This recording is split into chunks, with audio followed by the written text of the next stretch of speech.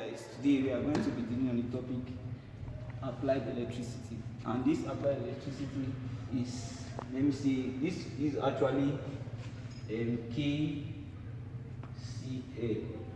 which is Kirchoff current law, and this law states that the sum of the current or the number of current that flows into the circuit is equals to the number of current that flows out of the circuit. Let me see, if the number of current that flows into the circuit is 10, then the current that flows out of the circuit will also be 10. That's what he said. But one of the things we need to be aware here that the number that flows into the circuit is always positive. If it's going to the circuit, it is positive.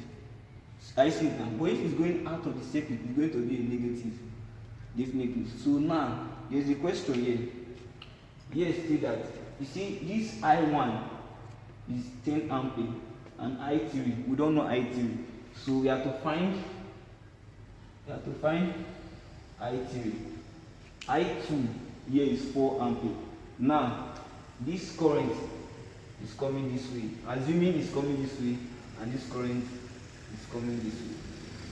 Okay, let me give this a little chance so that it will be 4 I3.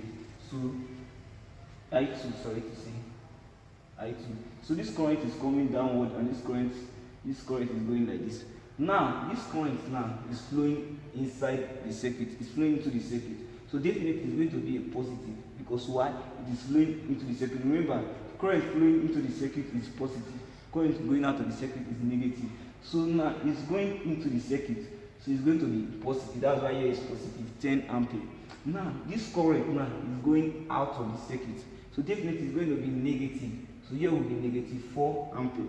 And we are going to solve this. The law says that the sum of the current is equals to 0. Now what are the currents we have here? We have I1, we have I2, and we have I3. We are asked to find I3. We don't know I3. Now the reason why we are finding I3 is just for us to know where the current is going, if it's going into the circuit or it's going out of the circuit. So with this calculation, we are going to know if the current is going into the circuit or is going out of the circuit. So now let's find I3. Let's sum the currents together. Okay, so the sum of the current is equals to I1 plus I2 plus I3. I1 plus I2 plus I3 is equals to 0. Now I1 is plus 10, which is plus 10 ampere. Then I2 is minus 4. Is a minus, don't forget, it's going out of the circuit. So minus 4 ampere. Then I3 we don't know, so it will be plus I3. Then everything will sum up to be 0. Now let's solve. We are going into mathematics now. Let's solve this now. Now we now have 10 ampere minus 4 ampere plus I3 is equals to 0. Now 10 minus 4 is going to give us 6. So 6 ampere plus I3 is equals to 0. I see now 6 ampere plus I3 is equals to 0. Now we are going to take this 6 to this side. So it will now be I3 is equals to minus 6, because why is coming to this side, and now have I3 as minus 6. So here is minus 6, and since it is a minus sign, that means the current is going out of the circuit. I see now.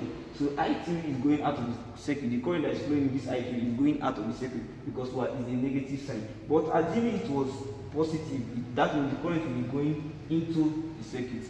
So this is how to just find. This is how to just solve question like this. So just stay tuned for more.